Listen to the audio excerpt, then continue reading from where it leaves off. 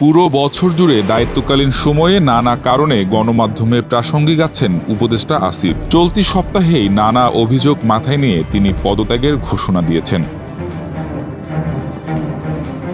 এদিকে আগামী সপ্তাহে নির্বাচনের তফসিল ঘোষণা করবে কমিশন। আসিফ বলেছেন, নির্বাচনের তফসিল ঘোষণার আগেই তিনি উপদেষ্টার পদ ত্যাগ করবেন।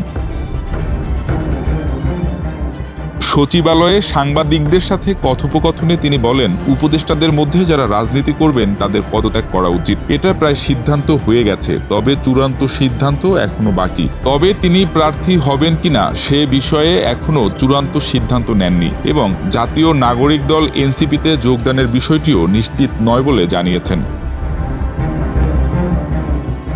আসিফ মাহমুদের বিরুদ্ধে সবচেয়ে গুরুতর অভিযোগ এসেছে রাজধানীর গুলশানে সাবেক সংসদ সদস্য শাম্মী আহমেদের বাসায় চাঁদাবাজির ঘটনায় সংশ্লিষ্টতার। গণতান্ত্রিক ছাত্র সংসদের বহিষ্কৃত নেতা জানে আলম অপুর ৩৫ মিনিটের একটি স্বীকারোক্তিমূলক ভিডিওতে উপদেষ্টা আসিফের নাম উল্লেখ করা হয়েছে।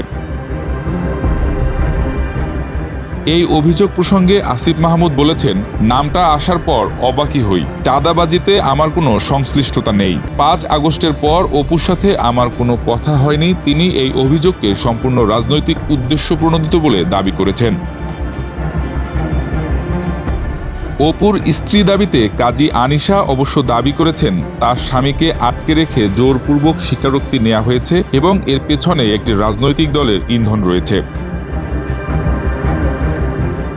আসিফ মাহমুদের বিরুদ্ধে আরেকটি বড় অভিযোগ এসেছে ঢাকা দক্ষিণ সিটি কর্পোরেশনের মেয়র ইস্যু নিয়ে। বিএনপি নেতা ইশরাক হোসেন ২০২০ সালের মেয়র নির্বাচনের বিতর্কিত রায়ে বিজয়ী ঘোষিত হলেও আসিফ মাহমুদ তার শপথ নিতে বাধা দিয়েছেন বলে অভিযোগ রয়েছে। এ নিয়ে গত ৪০ দিনের বেশি সময় ধরে ঢাকা দক্ষিণ সিটি কর্পোরেশন কার্যত অচল হয়ে আছে। নগর ভবনে ইশরাকের সমর্থকদের অবস্থানের কারণে সাধারণ নাগরিকদের সেবা বন্ধ হয়ে গেছে। ইশরাক হোসেন আসিফ মাহমুদকে পুরো ঢাকাবাসীকে অপমানকারী বলে অভিহিত করে তার পদত্যাগ দাবি করেছেন। বিএনপির উচ্চ পর্যায়ের নেতা সালাউদ্দিনও এই বিষয়ে তদন্তের দাবি জানিয়েছেন। আসিফ মাহমুদ সজীব ভুঁইয়া ২০২৪ সালের ৫ আগস্ট শেখ হাসিনা সরকারের পতনের পর গঠিত অন্তর্বর্তী সরকারে যোগ দেওয়ার আগে ছিলেন বৈষম্য বিরোধী ছাত্র আন্দোলনের অন্যতম নেতা। তবে এনসিপির নেতারা স্বীকার করেছেন যে উপদেষ্টা হওয়ার পর তার হাত ধরেই চলছে বৈষম্য। ডক্টর ইউনূসের নেতৃত্বাধীন অন্তর্বর্তী সরকারে তিনি দুটি গুরুত্বপূর্ণ মন্ত্রণালয়ের দায়িত্বে রয়েছেন, তবে তার কার্যকাল নিয়ে বিতর্কের অন্ত নেই।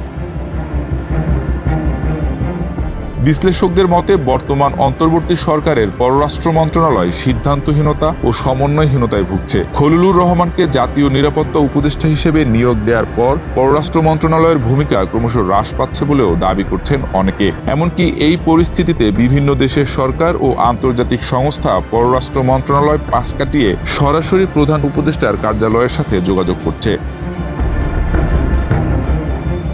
অন্তর্বর্তী সরকার আগামী বছরের জুনের মধ্যে নির্বাচন অনুষ্ঠানের প্রতিশ্রুতি দিয়েছে। এই প্রেক্ষাপটে বেশ কিছু ছাত্রনেতা জাতীয় নাগরিক পার্টি গঠন করেছেন।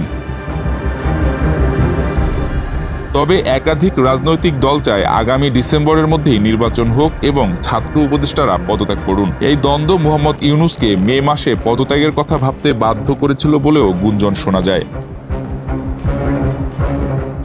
আসিফ মাহমুদের পদত্যাগের ঘোষণা অন্তর্বর্তী সরকারের জন্য একটি বড় চ্যালেঞ্জ। সরকারের পক্ষ থেকে তার বিরুদ্ধে আনীত নানান অভিযোগের তদন্ত চলছে বলেও তিনি স্বীকার করেছেন। তার পদত্যাগ শুধুমাত্র ব্যক্তিগত সিদ্ধান্ত নয়, বরং এটি বাংলাদেশের রাজনৈতিক উত্তরণ প্রক্রিয়ার একটি গুরুত্বপূর্ণ মাইলফলক। ছাত্রনেতারা কিভাবে প্রাতিষ্ঠানিক রাজনীতিতে প্রবেশ করবেন এবং গণতান্ত্রিক মূল্যবোধের সাথে সামঞ্জস্য রেখে কাজ করবেন তার একটি পরীক্ষা হতে পারে আসিফ মাহমুদের এই সিদ্ধান্ত। এমন মন্তব্য ভাসছে সমাজ পাতায়। আগামী দিনগুলোতে তার বিরুদ্ধে আনীত অভিযোগগুলো প্রমাণিত হওয়া এবং তিনি কী ধরনের রাজনৈতিক ভূমিকা পালন করেন এর উপরেই নির্ভর করবে তার রাজনৈতিক ভবিষ্যৎ।